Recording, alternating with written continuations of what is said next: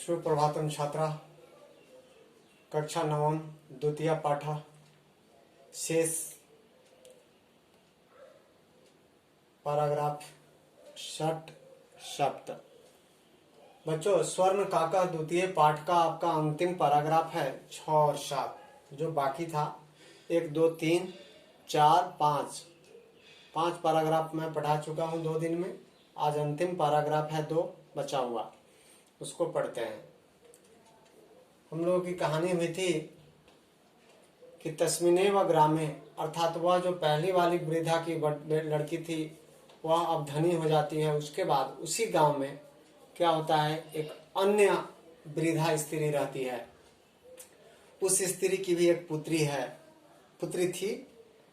ईर्ष्यावश वह जो है क्या करती है, किसी तरह से उसके धनी होने के राज को जान जाती है, गुप्त बात को जान जाती है, और सूरज के प्रकाश में चावल के दाने को छींटकर और अपनी पुत्री को उस कार्य के लिए नियुक्त कर देती है कि उसकी रक्षा करना पक्षियों से। वह सोने की पंख वाले कौवा पुनः फिर उस चावल के दानों को खाने के लिए आता है और वह जो है उस लड़की को सुबह आने के लिए उसी तरह से चावल का मूल्य देने के लिए बोलता है। फिर वह लड़की जाती है उसके वृक्ष के पास और वह उसे कहता है कि बोलो क्या मैं कौन सा सीढ़ी उतारूं, तो यह बोलती है सोने की सीढ़ी। परंतु कौवा क्या करता है, तांबे की सीढ़ी उतारता है और खाने में भी वह तांबे के बर्तन में ही, पात्र में ही भोजन देता है। तथा आते समय वह 3 संदूक निकालता है जिसमें से वह लड़की के द्वारा सबसे बड़ी संदूक को चुना जाता है। घर आने पर वह लड़की जब उस संदूक को, उस पेटी को खोलती है तो उसमें एक काला सांप दिखाई देता है। अर्थात उसके लोभ का परिणाम मिल गया उस लड़की को, तब से वह लोभ करना छोड़ दी। अर्थात कहा गया है, इस कहानी के द्वारा शिक्षा दी गई है कि व्यक्ति को अत्यधिक लोभी नहीं होना चाहिए, मतलब लोभ नहीं करना चाहिए। लोभ जिससे उस लड़की को सजा मिली थी उसी तरह से मिलता है। आइए हम लोग चलते हैं पैराग्राफ की तरफ। स्वर्ण काका का छठा पैराग्राफ। तस्मिन जोड़ेवा तस्मिनेवा ग्रामे एका अपरा लुब्धा वृद्धा निवसत। उस गांव में एक अपरा मतलब दूसरी, एका जोड़ अपरा स्त्रीलिंग शब्द है इसलिए एका शब्द का प्रयोग हुआ है। लुब्धा लोभी वृद्धा निवसत वृद्ध स्त्री रहती थी। तस्यापि एका पुत्री आसित, उसकी भी एक पुत्री थी, बेटी थी। ईर्ष्या सा तस्य स्वर्ण काकस्य रहस्यम अभिज्ञातवती। ईर्ष्या से वह किसी तरह कौवे की, उस सोने की कौवा की रहस्य को जान गई। ठीक है, देखिए यहाँ पर इसका क्या हो जाएगा, तस्मिनेव शब्द का संधि विच्छेद, तस्मिन जोड़ एव। क्या है, तस्मिन जोड़ एव, तस्मिनेव। ठीक है ना।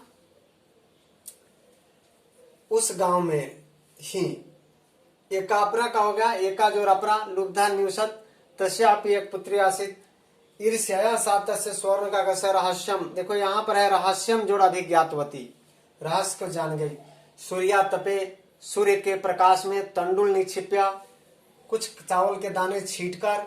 तयापि, तया जोड़ अपि मतलब उसके द्वारा भी। तयापि मतलब किसके लिए तयापि शब्द का प्रयोग हो, उस बुढ़िया के लिए, उस वृद्धा स्त्री के लिए। तयापि, तया जोड़ अपि, क्या करेंगे इसको, तया मतलब उसके द्वारा, अपि मतलब भी, तयापि उसके द्वारा भी अपनी पुत्री को रक्षार्थम नियुक्ता, अपनी सुता को, ठीक है, तयापि स्वसुताम, अपनी सुता को रक्षार्थम नियुक्ता, चावल के दाने की रक्षा के लिए नियुक्त की। तथा जोड़े व तथैवा स्वर्ण पक्षा काका, उसी तरह से वह सोने के पंख वाले काक तंडुलान भक्षण, तंडुल को खाया, चावल के दानों को खाया। ताम अपि तत्रैव आकार्यत, और उसे भी वहीं बुलाया। तत्रैव अकार्यत, तत्रैव जोड़ अकार्यत, उसे भी वहीं बुलाया, वैसा ही किया जो उस लड़की के साथ किया था पहले वाली।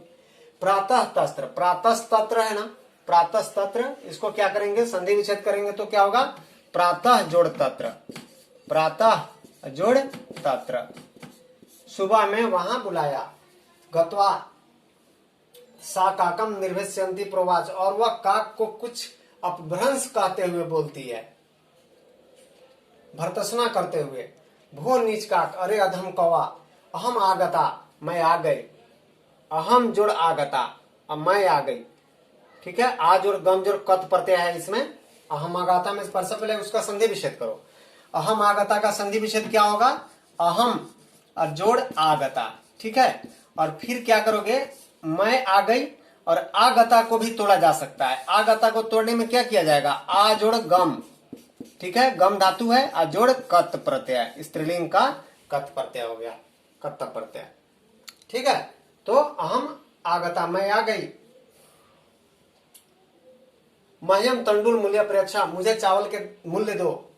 काको अब्रवीत, कौवा बोला, अहम त्वत्कृते सोपानम मतरातारयामी, सोपानम उतारयामी, मैं तुम्हारे लिए सीढ़ी उतारता हूँ। सोपान मतलब सीढ़ी होता है। तत्कथ्या, वैसा कहकर स्वर्णमयम, कहा कि स्वर्णमयम सोने का उतारू, रजतमयम चांदी का उतारू, ताम्रमयम हुआ या तांबे का उतारू। गर्भ त्याग बालिका प्रयोक्तम, गर्भ से अभिमान से वह लड़की के द्वारा कहा गया। क्या? प्रजोड़ उक्तम प्रोक्तम। क्या है? प्रजोड़ उक्तम प्रोक्तम। अजोड़ू बराबर हो, ये कौन सा संधि है? गुण संधि। स्वर्णमयेन सोपानम अहम आगच्छामि, मैं सोने की सीढ़ी से ही आऊंगी। परम, लेकिन स्वर्ण का कह तत्कृते, सोने का कौवा उसके लिए। ताम्रमयम सोपानम एवं प्रयच्छत, तांबे का सीढ़ी ही उतारा। स्वर्ण का कस्ताम भोजनम अपनी ताम्र भाजने हया कार्यत, और स्वर्ण कौवा, सोने का पंख वाले कौवा, भोजन भी उस बालिका को, लड़की को तांबे के बर्तन में ही करवाया। यह था छठा पैराग्राफ। सातवें पैराग्राफ में हम देखते हैं, प्रतिनिवृत्ति काले स्वर्ण काकेन कक्षाभ्यंतर, ये भोजन कर लेने के बाद वह सोने के पंख वाले कौवा कक्षा के भीतर गया, अपने घर के भीतर गया। मंजूषा क्या कहता है? अभ्यंतर तीसरो मंजूषा तत्पुरुष समुचिता, उसके पास 3 मंजूषा, 3 पेटी बड़ी बड़ी लाकर दिया, छोटा बड़ा करके लाकर दिया। लोभ विष्टा सा बृहतमा मंजूषाम गृहवती, अब वह लोभी बालिका लोभ के पास क्या किया? सबसे बड़ी पेटी ही निकाली, ली। गृहम आगत्या, घर आकर, गृहम जोड़ आगत्या, घर आकर, गृहम जोड़ आगत्या, इसको तोड़िएगा, संधि विच्छेद करिएगा तो गृहम जोड़ आगत्या होगा। घर आकर, शाग तर्षिता यावद, वह जब क्या करती है?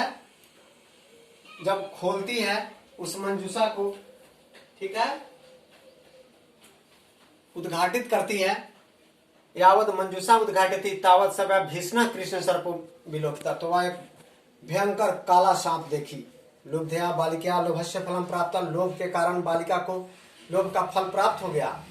तदनंतर सा लोभम प्रत्यजत, उसके बाद वह क्या करती है? प्रत्यजत, वह लोभ को त्याग देती है। इस कहानी से यही शिक्षा दी गई है कि व्यक्ति को संतोष करना चाहिए, संतोषी होना चाहिए, लोभी नहीं होना चाहिए, लोभ नहीं करना चाहिए। लोभ का फल हमेशा बुरा होता है और संतोष का फल हमेशा अच्छा होता है। जैसे इस कहानी को 2 भाग में बांटकर सिखाया गया कि एक अच्छी वृद्धा की पुत्री थी जिसमें संतोष था, तो उसे क्या हुआ? बिना मांगे हुए सोने का सब चीज प्राप्त हो गया, हीरे जवाहरात यदि प्राप्त हो गया और धनी हो गई।